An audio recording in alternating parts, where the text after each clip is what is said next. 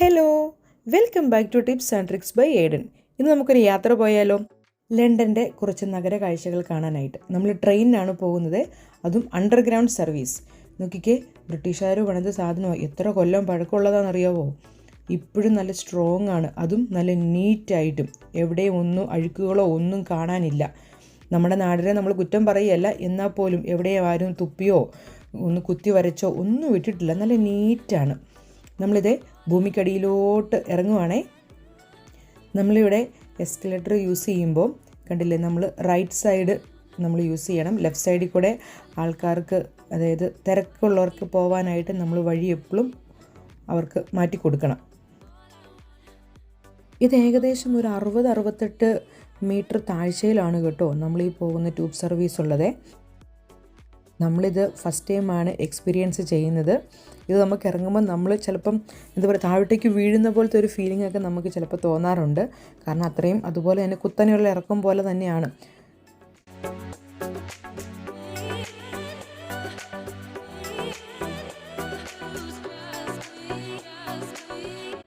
അങ്ങനെ നമ്മളിത് നമ്മുടെ സ്ഥലത്തെത്തിയിട്ടുണ്ട്. ഇനിയിപ്പോൾ ട്രെയിൻ വരണം, അതിനായിട്ട് നമ്മൾ വെയിറ്റിംഗ് ആണ്. ഇത് ഈ ട്യൂബിൻ്റെ അകത്താണ് ട്രെയിൻ വരുന്നത് കേട്ടോ. ഓരോ 3 മിനിറ്റ് കൂടുമ്പോഴും ട്രെയിൻ സർവീസ് ഉണ്ട്. ഒരു ദിവസം ഏകദേശം 50 ലക്ഷം ആൾക്കാർ ഇതിൻ്റെ അകത്ത് യാത്ര ചെയ്യുന്നുണ്ടെന്നാണ് ഇവരുടെ കണക്ക്. മെയിൻ നഗരത്തിലെ തിരക്ക് കുറയ്ക്കാനായിട്ടാണ് അവർ ഇങ്ങനെയൊരു സർവീസ് തന്നെ തുടങ്ങിയത്. കാരണം 50 ലക്ഷം ആൾക്കാർ ഡെയിലി ഇതിനകത്ത് സഞ്ചരിക്കുന്നുണ്ടെങ്കിൽ മെയിൻ റോഡിലെ തിരക്കുകൾ എന്നതായിരിക്കും നമുക്ക് ഊഹിക്കാവുന്നതേ ഉള്ളൂ. നോക്കിക്കേ, ഇതേപോലത്തെ ഡോറ്, ഓട്ടോമാറ്റിക് ഡോറ് നമ്മുടെ നാട്ടിലെ മെട്രോയ്ക്കൊക്കെ ഉണ്ട്. പക്ഷെ നമ്മുടെ നാട്ടിലെ എല്ലാ ട്രെയിനും ഇതുപോലത്തെ ഡോറ് കൊണ്ടുവരണം അല്ലേ? അങ്ങനെയാണെങ്കിൽ ഒരു പരിധി വരെ ഈ ട്രെയിൻ അപകടങ്ങൾ എന്തോരം കുറയ്ക്കാം.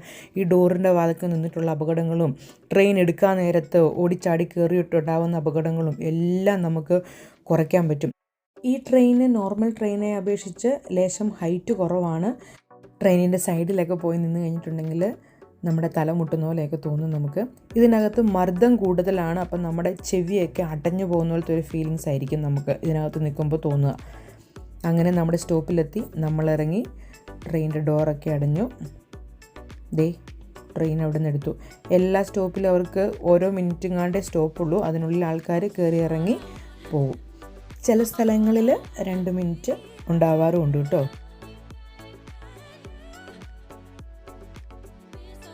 ഇനി നമ്മളിത് ഭൂമിക്കടിയിൽ നിന്നും മുകളിലോട്ടേക്ക് കയറിക്കൊണ്ടിരിക്കുകയാണ്.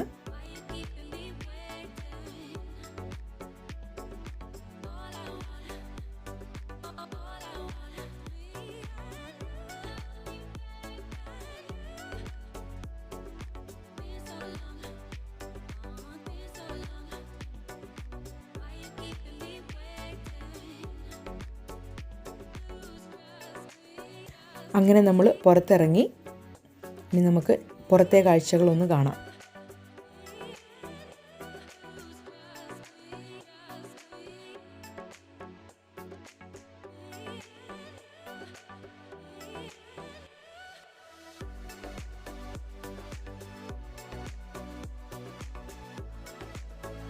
നമ്മളിപ്പോൾ പോയിക്കൊണ്ടിരിക്കുന്നത് തേംസ് റിവറിൻ്റെ അരികിൽ കൂടിയാണ്.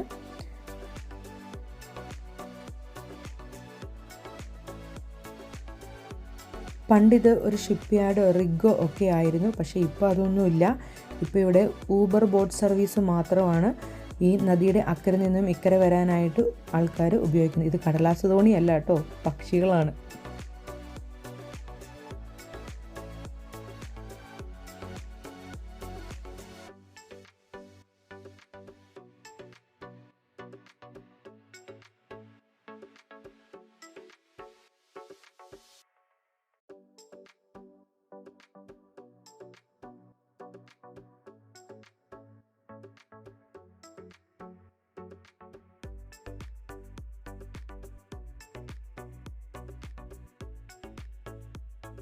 ഇതേ ഒരു പഴയ ഏതോ ഒരു കപ്പലിൻ്റെ ഒരു പോർഷനാണ്. അതവരവിടെ ഒരു പുരാവസ്തുവായിട്ട് സൂക്ഷിച്ചു വെച്ചിരിക്കുകയാണ്.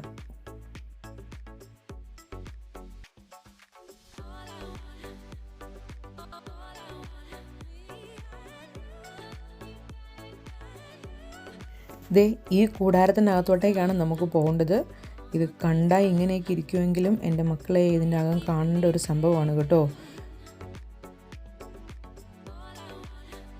ഞാൻ നേരത്തെ പറഞ്ഞില്ലായിരുന്നോ, അക്കരെ നിന്നും ഇക്കരയിലോട്ട് വരാനായിട്ടുള്ള ഊബർ ബോട്ട് സർവീസ് ഇതാണ് കേട്ടോ. ഓരോ 15 മിനിറ്റ് കൂടുമ്പോഴും ഊബർ സർവീസ് ഉണ്ട്.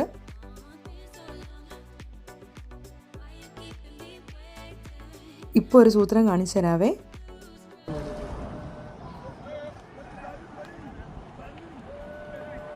ഇത് അക്കരെയുള്ള ഏതോ ഒരു പോർട്ടിലെ സൗണ്ടാണിത്. ഭൂമിക്കടിയിലൂടെ അവരിത് എങ്ങനെയോ ഇക്കരെ നമ്മൾ കേൾപ്പിക്കുന്നതാണ്.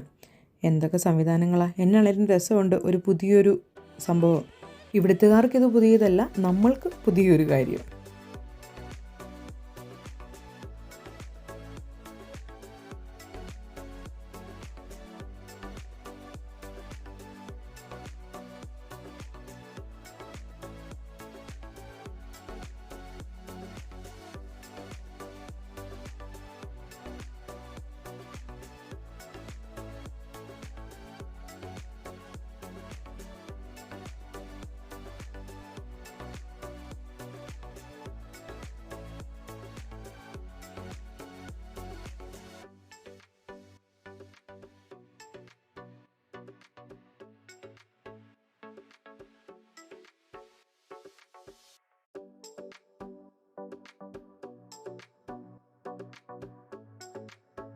ഈ കാണുന്നത് കേബിൾ കാർസ് ആണ് കേട്ടോ. ഇതിലൊന്നിൻ്റെ അകത്ത് ഏകദേശം 10 ആൾക്കാർക്ക് വരെ പോകാമെന്നാണ് പറയുന്നത്. അതിൻ്റെ വെയിറ്റും കൂടെ നോക്കിയിട്ടാണ് കേട്ടോ. ഇതൊക്കെ വിനോദസഞ്ചാരത്തിൻ്റെ ഭാഗമായിട്ട് ഉണ്ടാക്കിയിരിക്കുന്നതാണ്. പിന്നെ ഈ പറഞ്ഞതുപോലെ അക്കരെ നിന്നും ഇക്കരയിലേക്ക് പോകാനും ഒക്കെയായിട്ട് ഇത് ഉപയോഗിക്കാം. ഇതാണ് നമ്മൾ പറഞ്ഞ O2 മാള്.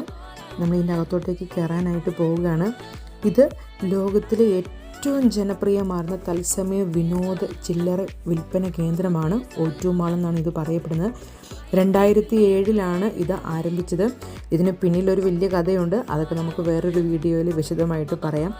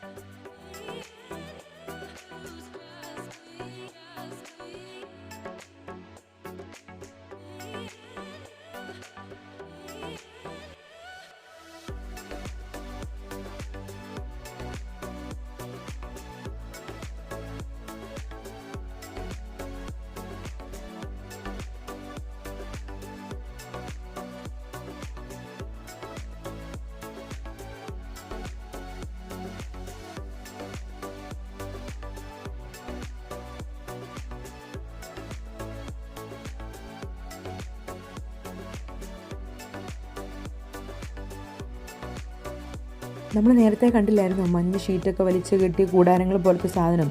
അതിനകത്തെ കാഴ്ചകളാണ് കേട്ടോ ഇത് ശരിക്കും നമ്മളെ അമ്പരിപ്പിക്കുന്നൊരു സംഭവമാണ്. ഒരു പടുതായ്ക്കുള്ളിൽ എന്തോരം ബിൽഡിങ്ങുകളാണെന്നറിയാവോ. ഒത്തിരി ഫാക്ടറി ഔട്ട്ലെറ്റുകളും ഫുഡ് സ്റ്റാളുകൾ, ചിൽഡ്രൻസ് പാർക്കുകൾ, ഒത്തിരി ഫൺ ആക്ടിവിറ്റീസുകൾ, മ്യൂസിക് ഷോകൾ, ഒരുപാട് ഐറ്റംസ് ഉണ്ട്. എല്ലാം അല്പം കോസ്റ്റ്ലി ആണെങ്കിൽ പോലും ലൈഫിൽ ഒരു പ്രാവശ്യമെങ്കിലും നമ്മളിതൊക്കെ കണ്ടിരിക്കണം എന്നാണ് എൻ്റെ ഒരു അഭിപ്രായം കേട്ടോ. അപ്പോൾ ഇതിനകത്തെ കൂടുതൽ വിശേഷങ്ങൾ നമുക്ക് അടുത്ത വീഡിയോയിൽ കാണാം. അപ്പോൾ എൻ്റെ ഈ വീഡിയോ എല്ലാവർക്കും ഇഷ്ടപ്പെട്ടു എന്ന് വിചാരിക്കുന്നു. ഇതുവരെ സപ്പോർട്ട് ചെയ്തതിന് എല്ലാവർക്കും താങ്ക് യു. നിങ്ങൾക്ക് ഈ വീഡിയോ ഇഷ്ടപ്പെടുകയാണെന്നുണ്ടെങ്കിൽ ലൈക്ക് ചെയ്യാനും കമൻറ്റ് ചെയ്യാനും മറക്കരുത് കേട്ടോ. അപ്പം അടുത്ത വീഡിയോയിൽ വീണ്ടും കാണാം. Tata by. Thanks for watching.